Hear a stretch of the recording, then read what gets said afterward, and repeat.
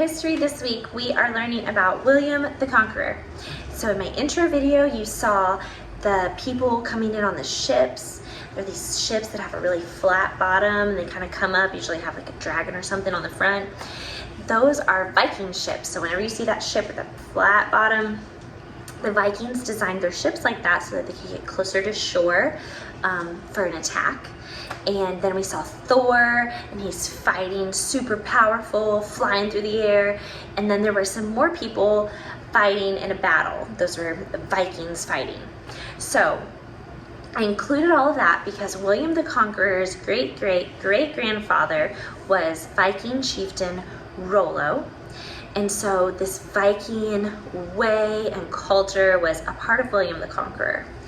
And Thor and Odin and Loki and Thor's sister, they were gods that the Vikings worshipped. We know that throughout history and even today, there are lots of people who do not worship the one true God. And so those were some of their gods that they worshipped. And so I included that in there so you could see sort of this vibe that we get with William the Conqueror.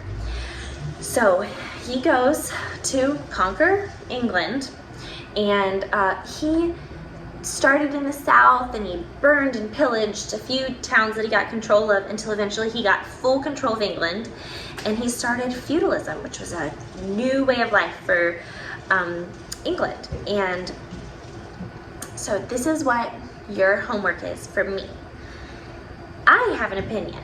I think I know what I think about feudalism, but I want you to think of some pros and cons of feudalism in Europe. So I read books. I read about feudalism in this book, Everything You Need to Know About World History. There's a little section on feudalism and William the Conqueror. I read Story of the World. It talks about feudalism and how it was good, how it was bad, things, pros and cons of it.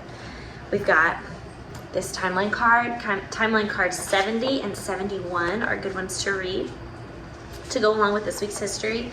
And then I also have this book on the medieval world. So I looked online, I read some encyclopedias and what they say about feudalism. And so I've formed an opinion based on my research in reading. So I would like for you to do a little reading. Maybe ask your parents to read to you about feudalism. Let them help you look up online some information and discuss what are some pros, what are some cons, how is it good for society, how is it bad for society. You may be thinking, why do I need to care about feudalism?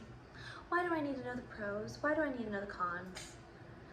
What difference does it make today? William the Conqueror is like a long time ago, and he's just an old dead guy. Well, I believe that it's important for us to know these things and to understand what's happened throughout history, because feudalism was a system in society, the way that society was structured, and it affected the people who lived there during that time in this society. And so I live in America, you probably live in America. So the founding fathers, when they decided to start our country and to start writing up the Declaration of Independence, and they made our laws and the way that our society would be structured, they were not uneducated people. They knew about lots of different societies and lots of different options. There's lots of ways you can run a society. And so one of those ways that they had to know about was feudalism. And for some reason, they made the decision that America is not going to be a feudal society. We're not going to do that here. We're going to do something different. They decided that collectively, this group of men who came up with these decisions decided that's not what's best for America. We get to decide what we're doing here. Feudalism ain't it. So why did they decide that? What do you think? So you look at what's good about it, what's not so good about it, what's bad. What was it like for the people who lived there? And why aren't there why isn't that the way that America is set up today? So it does affect you because there have been decisions that have been made based on these different societal structures that affects the way that you live in your country today. And in America, we can vote for different things and we can make decisions as citizens in America. And if you don't know about the different ways that this plays out, the different ways that societal structures, how they play out for the people and for the country at large, it's going to be harder for you to make good decisions as an adult when it's time for you to help make big decisions for your country. So, I know you're like, this is a lot. I'm little right now. This is a lot for me to remember. But it's important that you learn about these things now because it's just going to build. You're just going to learn more and more and more and more. You have all of this knowledge of these things you've learned throughout your life. And you can start making connections and understanding situations better and just having more wisdom because you have studied these things. So, learn some more about feudalism. Make up your mind. Think it through. Good? Bad? Is it what's best? Talk about it with your parents. All right, our motions for history this week. If you have a piece of paper, get your piece of paper out because we're going to do some ripping.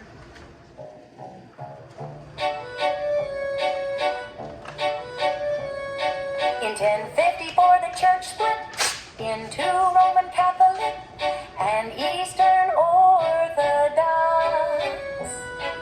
William the Conqueror defeated King Harold of England in 1066 and started feudalism.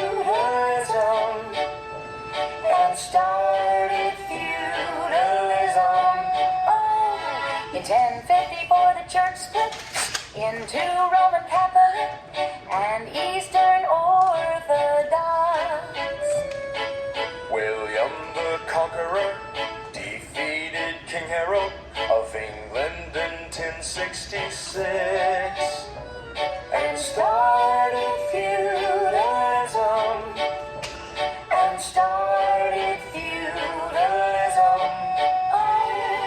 After the church split. For Latin this week, we have first conjugation, present tense. So I have a present here to remind you of present tense, and also, oh, you got me a present. And we begin this week with O. O-S-T, mustisant, O-S-T, mustisant, O-S-T, mustisanti. First conjugation, present tense. First conjugation, present tense.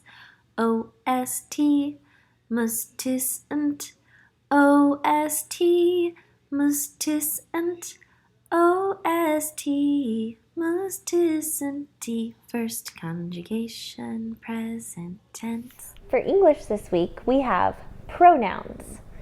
So we say, a pronoun replaces a noun in order to avoid repetition. So an example of this might be if I was telling you about my cat, Minerva. I might say, Minerva loves to eat food. So every morning, Minerva tries to trick Tyler and Chelsea into feeding Minerva more food. So if I was going to use pronouns, she's a girl, so I would use she, and I would say, Minerva loves to eat food.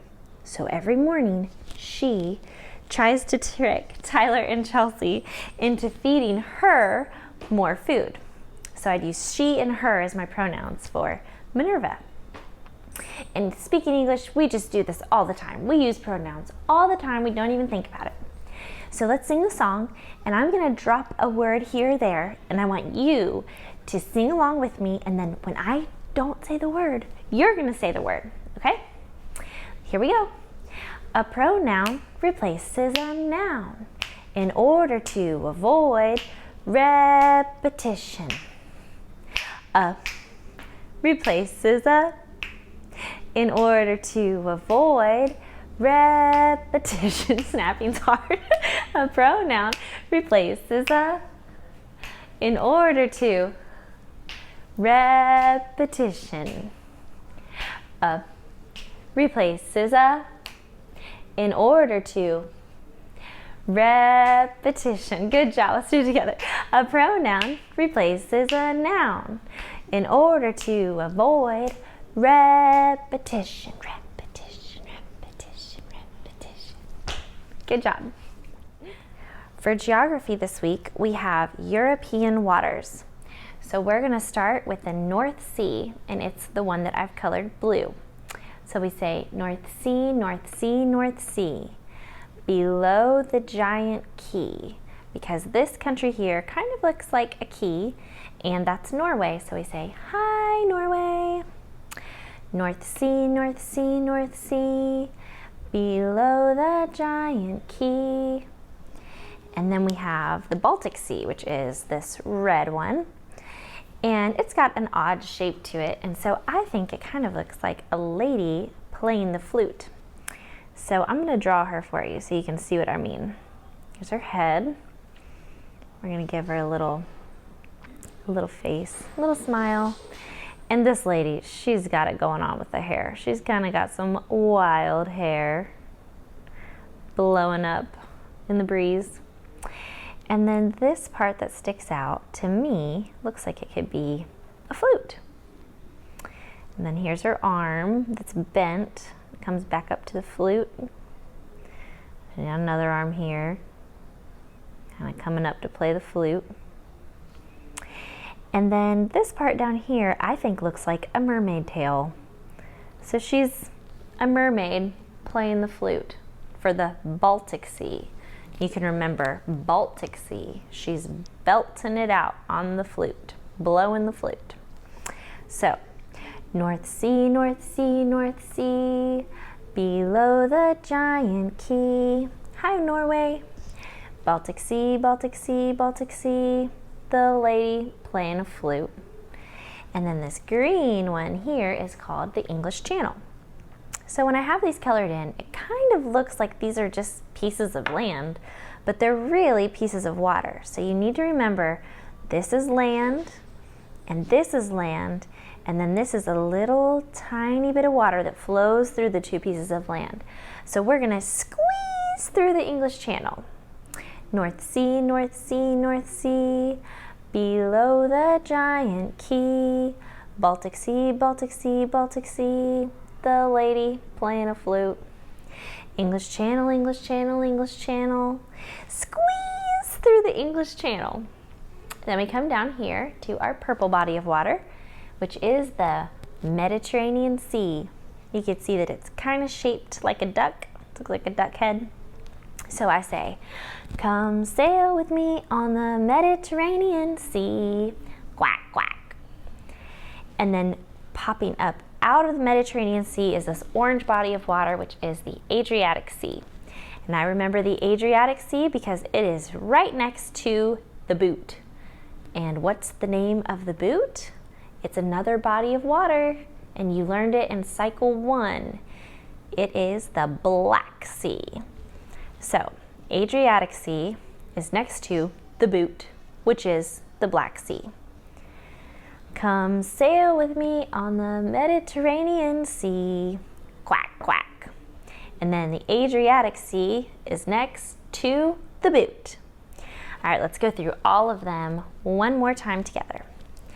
North Sea, North Sea, North Sea, below the giant key. Baltic Sea, Baltic Sea, Baltic Sea, the ladies playing the flute. English Channel, English Channel, English Channel. Squeeze through the English Channel. Come sail with me on the Mediterranean Sea. Quack, quack. And the Adriatic Sea is the one next to the boot. Good job. Okay, so for science, we are talking about some land biomes. So the first one is grasslands, And then we have the desert, scrublands, tundra, I'm so cold in the tundra, deciduous forest, trees that are swaying in the wind, deciduous forest, coniferous forest, we have our pine trees, our evergreens, and tropical rainforest. So we're hot and it rains, hot and rain. Okay, let's sing our song and go through the motions.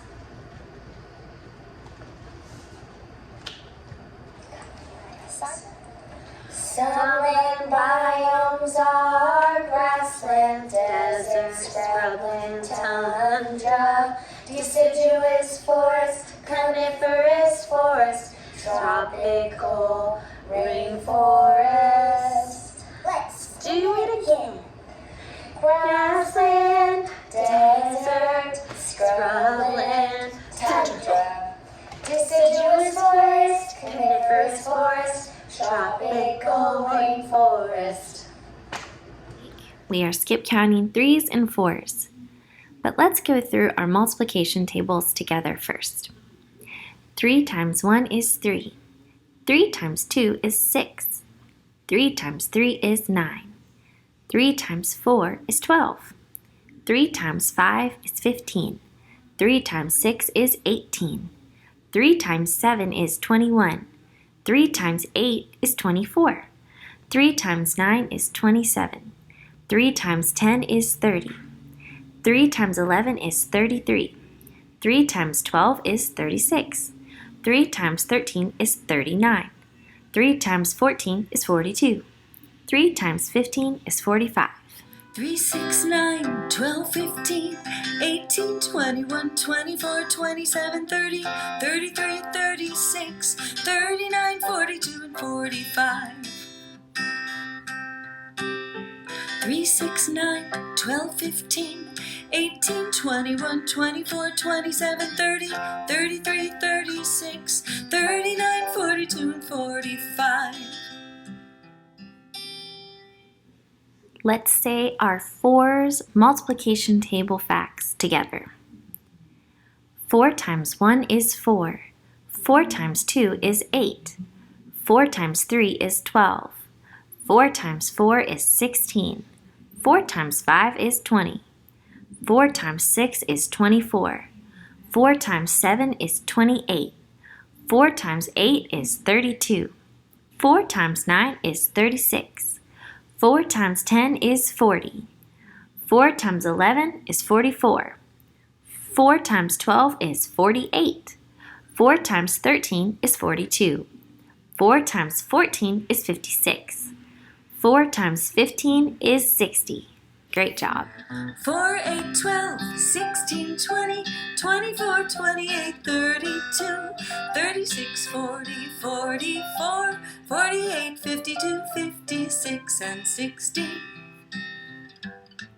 4, 8, 12, 16, 20, 24, 28, 32, 36, 40, 44, 48, 52, 56, and 60. Okay, for timeline this week, we are starting with 7 wonders of the ancient world with our long ancient beard. Then it's patriarchs of Israel. So we just do a fancy bow for the patriarchs of Israel. And Hittites and Canaanites. Hittites, Canaanites, our bull horns for the Canaanites. Cush, sign language K. Assyrians, bow and arrow, because the Assyrians were known for their bow fighting skills. They were super brutal people. And then the Babylonians, we're going to do a sign language B. Give me then L for the law. We've got the 2 sides of the law for the Babylonians. And China's Shang Dynasty. China's Shang Dynasty. Our buttons across our Chinese traditional wear. So let's do it with the music. 7 wonders of the ancient world, patriarchs of Israel. 2000 BC, 2000 BC, Hittites, Canaanites, Cush, Assyrians, Babylonians, China, Shang Dynasty. This timeline song this week is super fast, so let's do it again. The 7 wonders of the ancient world, patriarchs of Israel. 2000 BC, 2000 BC, Hittites, Canaanites, Cush, Assyrians, Babylonians, China, Shang Dynasty. Hey guys, thank you so much for watching my mom's video. I hope you liked it. If you did, smash that subscribe button and the notification bell and the like. If you liked her videos, you can look more on YouTube on her website. And thank you guys just so much for watching. Love you. Bye.